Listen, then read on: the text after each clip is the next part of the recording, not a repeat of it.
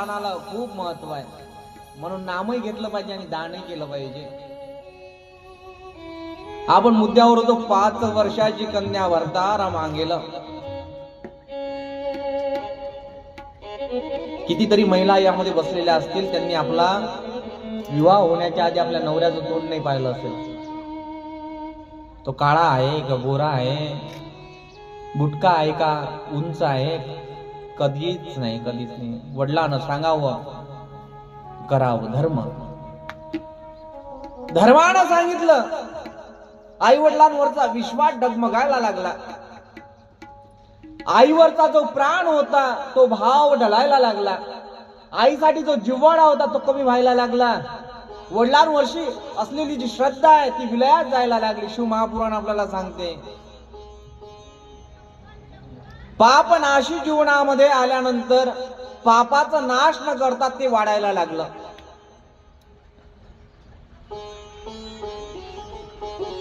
ऐका या कलीचा महिमान, पापा देती अनुमोदन. पाप वाढायला लागलं, तुकोबाराय म्हणतात. आणि लोक बेमान व्हायला लागलेत, बेमान व्हायला लागले. आई रे बेमान दुनिया, आई रे, आई रे बेमान दुनिया, आई रे, आई रे बेईमान दुनिया, आई रे बेईमान दुनिया, आई रे बेईमान दुनिया, आई रे बेईमान दुनिया, आई रे.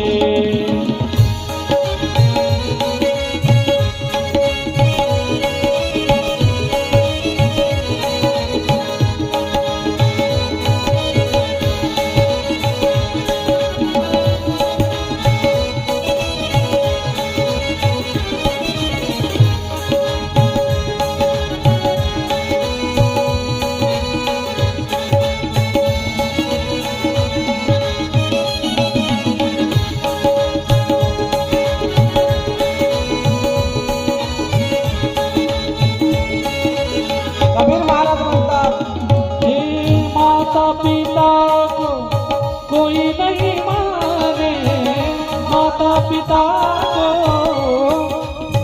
माता पिता को कोई नहीं माने, माता पिता को कोई नहीं माने, औरत का बहुमान रे.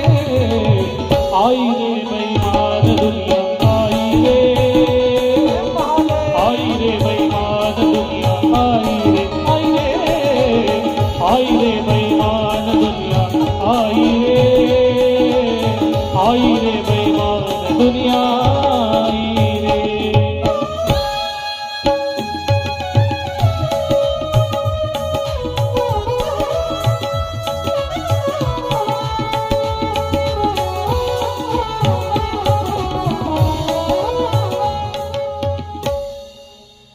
आई रे बेईमान दुनिया, आई रे, आई रे बेईमान दुनिया, आई रे. चांगलं सांगायला गेलं तर उलट बोलणारे लोक दिसतात. त्याचं हित व्हावं अशी आपल्या मनामध्ये कल्पना असते, पण त्याला असं वाटतं की ह्या आपल्याकडनं काहीतरी, याचा काहीतरी स्वार्थ यामध्ये दडलेला आहे. एखाद्याला समोर केलं तोच आपल्या नावानं बोटा मोडायला लागतो. त्या जीवनाची रीत आहे. विधात बिजू साहेब, एखाद्याला तुम्ही समोर गेलं तो तुमचा पाय खेचतो, काड्या करायला लागतो. आई रे बेमान दुनिया, आई रे, माता पिता को कोई नहीं माने, माता पिता को कोई नहीं माने, औरत को बहुमान.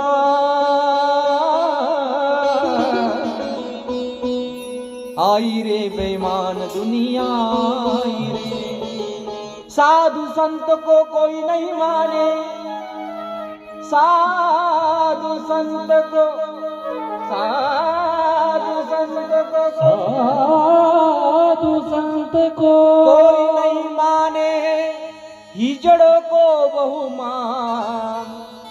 आई रे बेईमान मान दुनिया आई रे आई रे बेईमान दुनिया आई रे। बड़े भाई को कोई नहीं पूजे, बड़े भाई को कोई नहीं पूछे, बड़े भाई को कोई नहीं पूछे, साले को बहुमान, साले को बहुमान। आई रे बेईमान दुनिया आई रे आई रे बेईमान दुनिया आई रे। अशी बेईमान दुनिया आहे। सासू सासऱ्याला न पूजणाऱ्या स्त्रिया या कलियुगामध्ये भेटतील, पण तुमच्या गावात तसं काही मला दिसून नाही राहिलं. ज्यांच्याकडे मी राहतो ना, एवढी सेवा करते सासू सासऱ्यांची, 2 नाते चालतात ते मला तिच्यावर बोलायचं नाही, पण खूप ती बाई महालक्ष्मी आहे साक्षात. खूप खूप सेवा करते. आनंद वाटला. वा. सांगायचं तात्पर्य एवढंच की या कलियुगामध्ये विचित्र भावना दिसणारे लोक राहतील. लक्षात येऊन राहिलं ना? खोटं खोटं बोलणारे लोक, खरं बोलत नाही. एखाद्याची तब्येत बेकार होऊ द्या बरं. लक्षात घ्या, मी दृष्टांत सांगून राहिलो. याच्यातला मुद्दा हसवासाठीच नसतो, घ्यायचा आहे. रुमाल काढला, शेव पदर असते की शेव, आणि असा चंद्रकले बरी आहे ना, तुला म्हटलं होतं भांडण पाहू नको, पण पाहून राहिली नाही.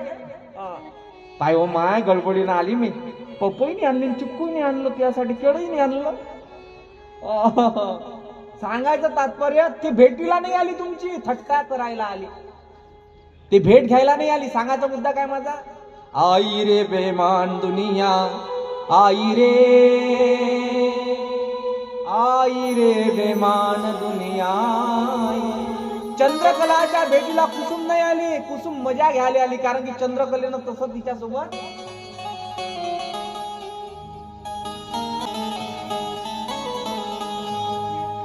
चंद्रकलेच्या मनामध्ये प्रश्न होता, हे आली कशाकरिता? मजा घ्यायला आली, थट्टा घ्यायला आली.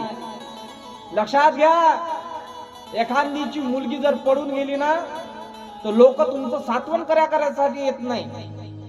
खोटी गोष्ट आहे.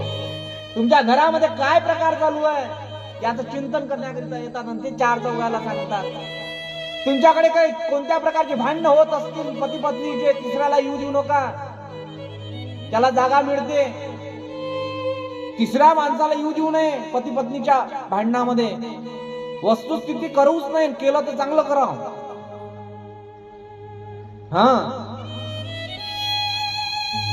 सासू सासऱ्याची सेवा करत असताना जो आनंद येत नाही, तो आपल्या आई वडिलांची सेवा करण्याचा येत असतो. मनाचा उद्देश सासू सासऱ्यांनाच आई वडील माना. ते तुमचे आई वडील आहेत. त्यांची सेवा जर तुम्ही केली तर साधू संतांची सेवा केल्याप्रमाणे फळ तुम्हाला इच्छित मिळेल. साधू संत को कोई नहीं माने, हिजड़ों को बहुमान. आई रे बेईमान दुनिया आई रे. मा पार्वतीला माझा महादेव सांगतोय. इकडे व्यासजी महाराज शौनकादी ऋषी मुनींना सांगतात, आपलं मन पवित्र असलं पाहिजे, आणि ते पवित्र करण्याकरिता फक्त भगवंताचं नाव आहे. दुसरा मनुष्य आपल्याविषयी कसा वागतो त्याकडे लक्ष देऊ नका, आपण चांगलं बघा. प्रत्येकाला राग येईल, विरागही होईल, पण अनुराग होईल हे सांगता येत नाही. शब्दाकडे लक्ष द्या माझ्या. प्रत्येकाला राग येतो, रागाचा फलित विरागामध्ये होईल, आणि विराग प्रत्येकाच्या ठिकाणी येईल, पण अनुराग होईल सांगता येत. संतांनी हा अनुराग स्वीकारला. समर्थ सद्गुरु गजानन महाराजांवर असंख्य प्रकारचे आघात झाले मायबाप. विजय ग्रंथ कोणी कोणी वाचला असेल त्यांना लक्षात येईल. विजय ग्रंथामध्ये 21 अध्याय आहे. मी सार रूपामध्ये 5 मिनिटात विजय ग्रंथ सांगून देतो कसं संत कृपा करतात. साधु संत की कोई नहीं माने, कोई नहीं माने, हिजड़ों को बहुमान, हिजड़ों को बहुमान. समर्थ सद्गुरु गजानन महाराज प्रकट झाले शेगावच्या नगरीमध्ये भूमीवर. कोणत्या अवस्थेमध्ये? उष्ट्या पत्रावरी निमित्त विधेत्व तो प्रगट, बंकट लालावरी तुझी कृपा झाली ती साशी गण गण गणात.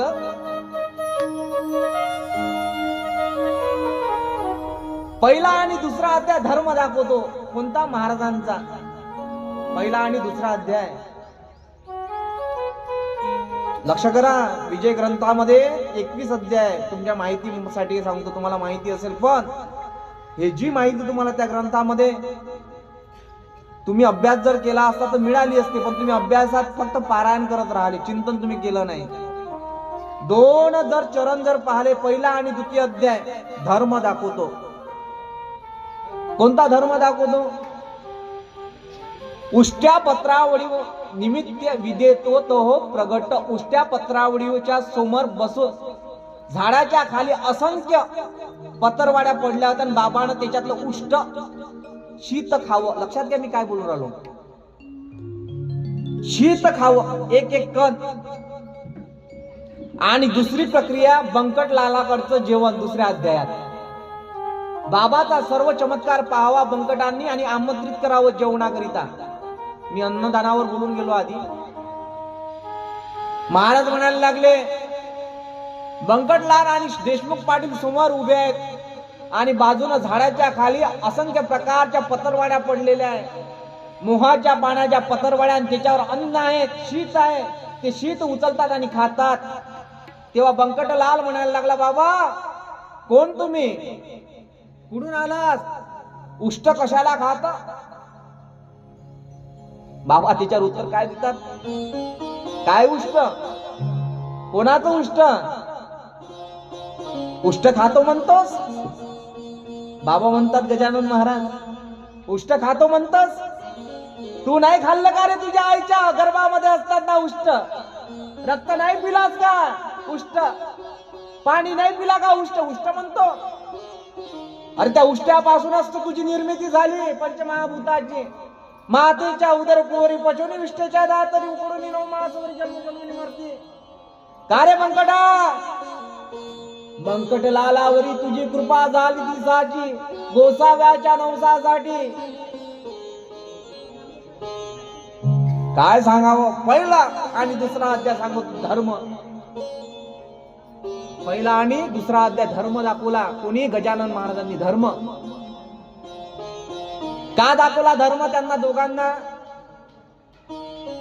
धर्माचं संरक्षण करण्याकरिता देव येत असतात आणि संतही येत असतात. यदा यदा हि धर्मस्य ग्लानिर्भवति भारत. हे जेव्हा जेव्हा या पृथ्वीवर धर्माचा अय्यत होईल तेव्हा तेव्हा भगवंत जन्माला येत असतात. गण गण गणात जय जय सद्गुरु श्री गजानन गजानन. जय जय श्री गजानन लीला परम. जय जय सद्गुरु श्री गजानन लीला परम.